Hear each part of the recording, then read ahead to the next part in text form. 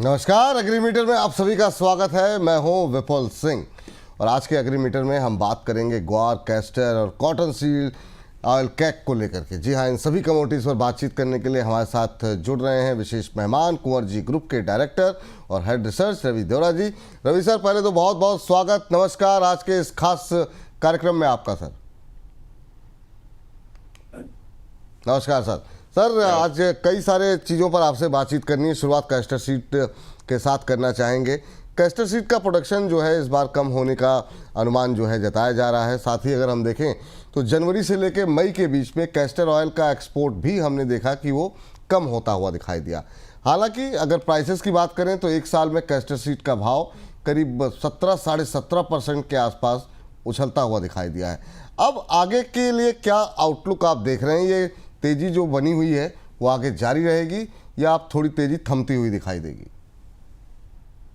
Good morning. जब से ये कमोडिटी मीन्स की काफी स्टेबल रहे इन पर्टिकुलर काफी सालों के बाद कैस्टर की इतनी सस्टेनेबल मूव है। अदरवाइज ये कमोडिटी अपनी वोलेटिलिटी के लिए काफी जानी जाती है। बट ये टाइम मीन्स के प्राइसेस में लाइक 6000 का लेवल पे ब्रेक नहीं हुआ जब कैस्टर ऑयल एंड जो टैरिफ के रिलेटेड एक अनसर्टेनिटी का माहौल खड़ा हुआ। तब मार्केट को लग रहा था कि शायद ये जो, क्योंकि हमारा सबसे बड़ा बायर कैस्टर ऑयल का 75% हमारा जो कैस्टर ऑयल एक्सपोर्ट होता है वो चीन में एक्सपोर्ट होता है, तो चीन के भी इंडस्ट्रियल डेटा इतने अच्छे नहीं थे। बट डिस्पाइट कैस्टर ऑयल के प्राइस काफी अच्छे सस्टेन रहे। इन बिटवीन एडिबल ऑयल का भी सपोर्ट मिला, क्योंकि नॉन एडिबल ऑयल में एक ही कमोडिटी है जो लिस्टेड है। अदरवाइज देखे तो एक इंडस्ट्रियल कमोडिटी है। पर धीरे धीरे अभी चाइना के जो इंडस्ट्रियल एक्टिविटीज में जो सुधार हो रहा है, इस हिसाब से कैस्टर ऑयल की डिमांड वहां पे बढ़ रही है। और जो 1270 तक प्राइसेस चले गए थे कैस्टर ऑयल के, वो भी अभी 1340-50 अच्छी क्वालिटी के कैस्टर ऑयल के प्राइस बढ़ रहे हैं। तो मुझे लग रहा है कि ये सबसे बड़ा फैक्टर है। साथ में बारिश पे अच्छी, मतलब कि जब भी बारिश अर्ली होती है एंड अच्छी होती है तब सबसे बड़ा फैक्टर एक नेगेटिव होता है इन टर्म्स ऑफ सोइंग। काफी टाइम मीन्स के अच्छी बारिश में यहाँ पे सोइंग कम होती है। बट जिस हिसाब से प्राइसेस जा रहे हैं, मुझे नहीं लग रहा कि जो प्राइमा फेजी पे एक्सपेक्टेशन है अभी भी इसको हमें फॉर्म मानना चाहिए। क्योंकि 7000 पे प्राइसेस अगर कैस्टर के वो 6000 या 5500 पे रहे तो भी फार्मर के लिए एक अच्छे रियलाइजेशन उसको माना जाएगा। क्योंकि कैस्टर में कंपेरेटिव अदर जो पियर है इतना ज्यादा खर्च नहीं लगता in terms of pesticide fertiliser. यहाँ पे कम एक्सपेंसिव ये कमोडिटी है। तो मुझे लग रहा है कि जिसके पास स्टॉक है उसके लिए तो डेफिनेटली अच्छी चीज है। बट फार्मर का भी मुझे लग रहा है कि जो रुझान है वो कैस्टर की ओर आ सकता है। और जिस हिसाब से अभी तक प्राइमा फेजी पे जो सोइंग नंबर दिख रहे हैं शायद ये फाइनल ना हो, और लास्ट ईयर के कंपैरिजन में हम इतना ही सोइंग कर पाए। एक्सपोर्ट डिमांड अच्छी रहेगी, कैस्टर ऑयल की एक्सपोर्ट डिमांड काफी इंप्रूव हो रही है। और सीजनल डिमांड यहाँ पे अभी जनवरी फरवरी से स्टार्ट होगी, बट तब अराइवल का भी प्रेशर होगा। तो आई थिंक मुझे लग रहा है कि ये साल तो अच्छा जाएगा। बट 7000 के प्राइस मुझे एक अच्छे ही लग रहे हैं। यहाँ से ज्यादा बहुत बढ़ोतरी की एक्सपेक्टेशंस नहीं करने चाहिए। और हमने 66,000 से हमने ये शो में काफी बार कैस्टर को बाइंग दिया है और सारे टारगेट भी अचीव हुए हैं। बट मुझे लग रहा है कि प्रॉफिट बुकिंग के लिए 7000 का लेवल बेटर लेवल माना जा सकता है, और यहाँ पे एक बार मुनाफा वसूली कर लेनी चाहिए। ठीक है सर, चला जाए। ये बताइए कि ये जो अभी 11% के आसपास का गैप दिखाई दे रहा है एक्सपोर्ट में, आप ये कह रहे हैं कि गैप काफ़ी तेज़ी से कम होगा और जो फाइनल नंबर होंगे वो काफ़ी उसमें काफ़ी इंप्रूवमेंट देखने को मिलेगी सर? स्विंग इम्प्रूव होगी आई थिंक। जिस हिसाब से कपास के प्राइसेस है, ऑयल सीड के भी जो प्राइसेस है वो काफी लोअर लेवल पे है। तो आई थिंक मुझे लग रहा है कि यहाँ पे ये गैप कम होगा। और दूसरा क्या कि इस टाइम एक मींस के इन टर्म्स ऑफ मानसून, मानसून काफी एडवांस था। एक्सपेक्टेशंस जो थी उससे पहले मानसून आया है। और जब मानसून कमजोर होता है तब कैस्टर की स्विंग बढ़ती है, क्योंकि उसको कम पानी चाहिए initial phase and growing stage पे। क्योंकि इसका एक मींस के जो टाइम है, मीन्स के अभी आपने स्विंग की तो इसका अराइवल मीन्स के फरवरी एंड या मार्च में आएगा। तो इससे थोड़ा फार्मर इसको प्राइमा फेज पे अवॉइड करते हैं। बट थोड़ा भी चेंज में कुछ प्रॉब्लम होता है, क्योंकि इस टाइम प्रॉब्लम बारिश की कमी नहीं होगी, इस टाइम प्रॉब्लम होगी बारिश ज्यादा होनी। और बारिश अगर ज्यादा होती है तो फिर भी एक फार्मर के लिए नेगेटिव टाइम ही माना जाता है। तो सेकंड टाइम जब फार्मर सोइंग करेगा तब मुझे लग रहा है कि ये जुलाई मिड से जुलाई एंड तक के जो डेटा है इसमें आपको एटलीस्ट 11% वाला जो डिफरेंस है वो 3% 2% तक स्क्वीज हो सकता है। और अच्छी सोइंग के आसार मुझे यहाँ पे दिख रहे हैं। ठीक, अभी सर प्रॉफिट बुक करने की सलाह दी आपने। नीचे डाउन साइड कितना देख रहे हैं सर, कहाँ तक जा सकता है नीचे? नीचे 6000 से 6300 जैसे ये अच्छे नंबर आना स्टार्ट हो गए, प्राइसेस में मुनाफा वसूली का प्रेशर होगा। और जैसे आपके इक्विटी मार्केट में होता है कि जो ओवर वैल्यूड स्टॉक होता है वो गिरावट में ज्यादा गिरावट में गिरता है, आता है। तो ये ओवर वैल्यूड कमोडिटी है, मीन्स के प्राइसेस में सारे fundamentals factor in positive side हो चुके हैं। तो कुछ भी अगर नेगेटिव आता है इन टर्म्स ऑफ शोइंग के नंबर्स इंप्रूव होते हैं, तो यहाँ पे मुझे लग रहा है कि एक गिरावट होगी। साथ में अगर कैस्ट्रोल के प्राइसेस देखें तो हिस्टोरिकली ये प्राइस एक्सपेंसिव माने जाते हैं। ये प्राइस पे चाइना, क्योंकि काफी बड़ा प्राइस सेंसिटिव मार्केट है और उसके मीन्स डिमांड तभी ज्यादा रहती है जब प्राइस लोअर है। तो अभी प्राइसेस इतने ज्यादा बढ़ गए तो मुझे लग रहा है कि कैस्टर ऑयल की जो डिमांड है चाइना से, उसमें भी थोड़ी कमी आएगी, तो इससे थोड़ा प्रॉफिट बुकिंग अभी हो सकता है। और near about to 7000 I think यहाँ पे बुक करना चाहिए। अगर जिसके पास एग्जिस्टिंग स्टॉक है तो नया जो कॉन्ट्रैक्ट है मीन्स जी, के अगस्त कॉन्ट्रैक्ट, वो करीबन 7000 ही चल रहा है। तो यहाँ पे एक बार आपकी जो भी 100% की पोजीशन है, इसमें से 30-40% को सेल करके हेज कर ले, तो इससे क्या होगा, आपका 7000 का प्राइस बुक हो जाएगा। जो मेरा मानना है कि मीन्स के क्योंकि प्राइसेस ये पूरे साल के हाई पे ही चल रहे, तो कोई भी प्राइस पे आपने लिया है आपको प्रॉफिट ही हो रहा है। तो 7000 लेवल इज बेटर लेवल, तो वहां पे मुनाफा वसूली कर लेनी चाहिए। चलिए ठीक है। तो ये बात काफ़ी विस्तार पूर्वक कैस्टर सीड को लेकर के हो गई है, प्रॉफिट बुक करने का वक्त है। अब बात कर लेते हैं ग्वार सीड और ग्वारगम को लेकर के। सर इस पर हमने देखा करीब करीब एक महीने के अंदर 3% के आसपास का इंक्रीज देखने को मिला है प्राइसेस में। अब यहाँ से अगर हम शॉर्ट टर्म के लिए कोई अगर व्यू लें तो ग्वार सीड और ग्वारगम का प्राइस आप कैसे देख रहे हैं, भाव कैसे देख रहे हैं? गुआर को वेदर कॉम्पोनेंट माना है। जब भी बारिश अच्छी रहती है, डिस्पैट कि उसके सोइंग के नंबर आना नहीं स्टार्ट होते, बट गुआर के प्राइसेस में गिरावट चालू हो जाती है। एंड लगातार 2 साल से मीन्स के मैंने मेरी लाइफ में पहले ऐसी कमोडिटी देखी है कि सिर्फ 300 पॉइंट में 2 साल खत्म हो गए। ये प्राइसेस ना तो नीचे 5000 बिलो सस्टेन हुए, ना तो ऊपर 5500 के ऊपर। तो मीन्स के with in range of 8 to 9% 2 साल में प्राइसेस मूव किए। तो आई थिंक काफी हद तक ये कमोडिटी कंसोलिडेट कर रहे हैं। उसका बेसिक रीजन क्या है कि इंटरनेशनल डिमांड लगातार नीचे आ रही है और इसी हिसाब से सोइंग भी कम हो रहा है। साथ में गुआर की पेरिसेबिलिटी कम, मीन्स के कैस्टर और गुआर ये दोनों की पेरिसेबिलिटी काफी बड़ी होती है, मीन्स के ये इसको 3 साल भी आप रख सकते हैं। तो इससे जब जब प्राइस बढ़ते हैं तब फार्मर के सप्लाई आना स्टार्ट हो जाता है। तो इस हिसाब से भी मुझे लग रहा है कि प्राइसेस में हायर लेवल पे मीन्स के सस्टेन होना भी थोड़ा मुश्किल है। डेफिनेटली जो लोअर बेस से सपोर्ट मिल रहा है उसका रीजन है क्योंकि काफी फार्मर का अभी ये इंटरेस्ट नहीं रहा और काफी मंडियों में अभी गुआर का काम धीरे धीरे कम हो रहा है। सिर्फ जोधपुर एक ज्यादा मंस की मंडी रही है कि जहाँ पे गुआर के अरावल एंड वहां पे व्यापार हो रहा है। अदरवाइज मेरे हिसाब से जो 10 साल में अगर आप कंपेरेटिव सोइंग के नंबर देखें तो लगातार 50 मंथ्स के 10 साल से इसकी सोइंग एक साउथवर्ड डायरेक्शन में रही है। तो इतना ज्यादा सोइंग में भी बढ़ोतरी नहीं हो रही और सिमिलर वे में डिमांड भी थोड़ी कमजोर रही है क्योंकि चाइना का जो सांधन गम है एक बड़ा रिप्लेसमेंट है गुआर का। एंड जब भी क्रूड के प्राइसेस नीचे होते हैं तब मीन्स के लोग गुआर के रिप्लेसमेंट जो केमिकल है सांधन गम उसका ज्यादा इस्तेमाल करते हैं। तो इससे मुझे लग रहा है कि मीन्स के जब भी इसके प्राइस बढ़ते हैं गुआर के तो सप्लीमेंट्री अवेलेबल, आई थिंक इस रेंज बाउंड्री ट्रेड होना चाहिए। बहुत ज्यादा उछल के जी, 5100 से लेके 5500 कारोबार होगा।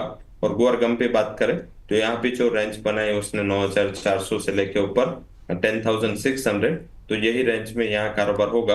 तो दोनों साइड के व्यू मिलेंगे, दोनों साइड की रेंज मिलेगी। ट्रेडर के लिए बड़ी अच्छी कमोडिटी है and short to medium term के जिसका आउटलुक है या फार्मर है इसके लिए शायद इतना ज्यादा रियलाइजेशन ना मिले। हालांकि कॉस्ट ऑफ प्रोडक्शन गुआर के भी काफी कम होती है, इस हिसाब से फार्मर का ऑलवेज प्रिफर्ड कमोडिटी ये रहा है।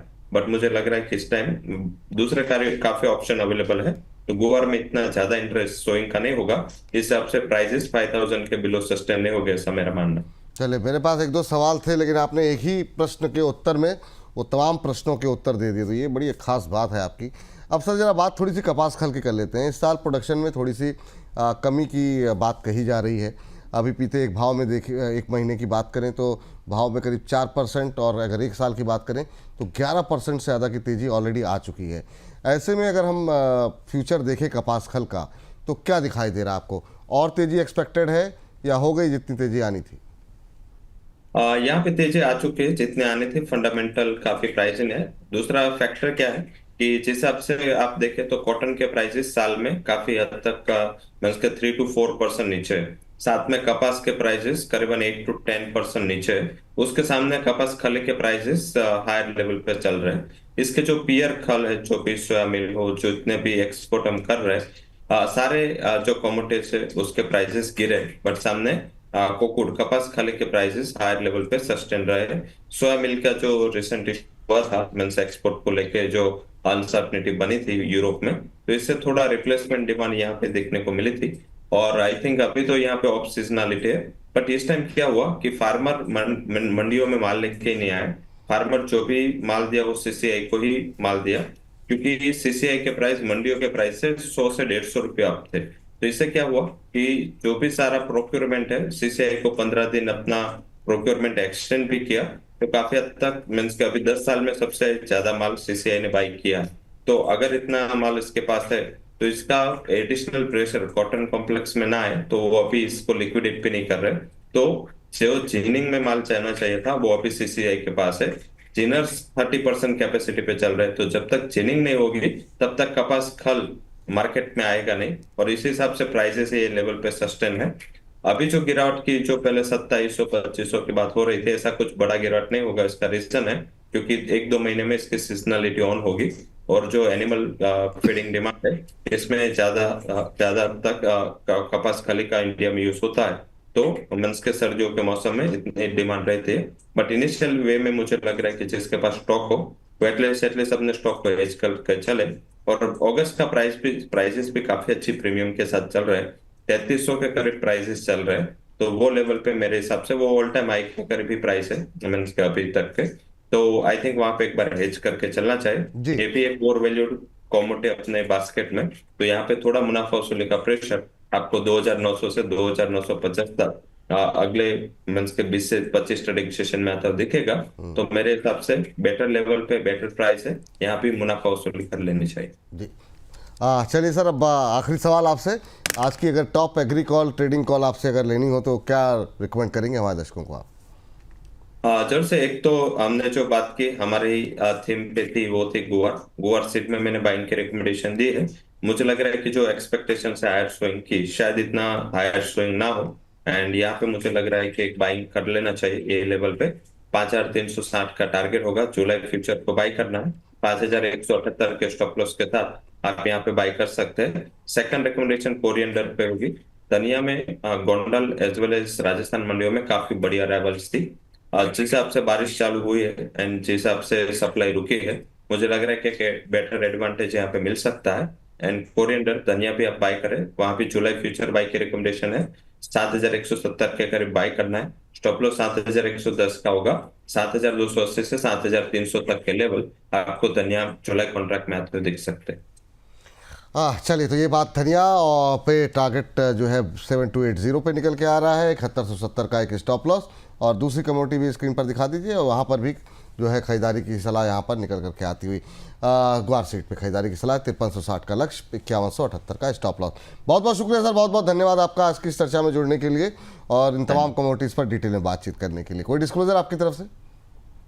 जो भी कमोडिटीज में बात की, मेरी पर्सनल कोई पोजीशन नहीं है, बट क्योंकि हम फिजिकल मार्केट में स्पाइसेस में एक बड़े प्लेयर हैं, तो शायद हमारे स्टॉक में पोजीशन कोरिएंडर में हो सकते हैं, गुआर में हम ट्रेड नहीं करते। बट यस, क्लाइंट को शायद रिकमेंडेशन दिया हो सकता है। एंड पर्टिकुलर जो भी आप व्यापार करें, क्योंकि कमोडिटी मार्केट एक वोलेटाइल एंड एक काफी समझ उसमें चाहिए ट्रेडिंग करने के लिए, तो आप या तो स्टॉप लॉस अच्छा रखें, मीन्स कि आप जो भी stop loss and target recommend किए उसके लेवल का ध्यान रखें। एंड आपकी फाइनेंशियल पोजीशन के लिए एक बार फाइनेंशियल एडवाइजर से जरूर डिस्कस करें। बहुत बहुत शुक्रिया, बहुत बहुत धन्यवाद आपका आज की इस चर्चा में जुड़ने के लिए।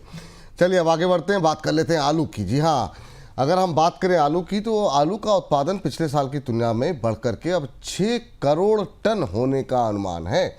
इसके अलावा उत्पादन बढ़ने के साथ ही जून के महीने में आलू की कीमतों में अब बढ़ोतरी भी देखने को मिल रही है।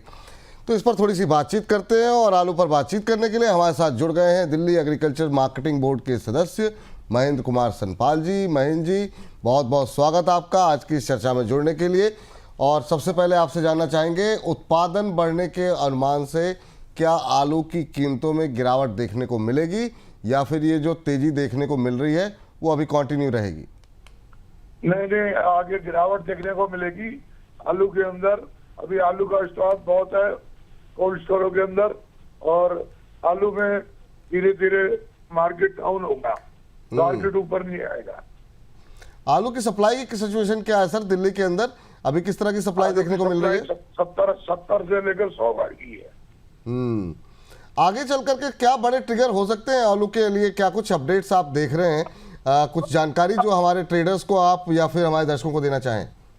मैं यही कहना चाहूंगा भाई, आलू में आगे मार्केट डाउन जाएगी, और स्टॉक को, किसानों को यही सलाह दूंगा कि धीरे धीरे अपना माल निकालते जाए।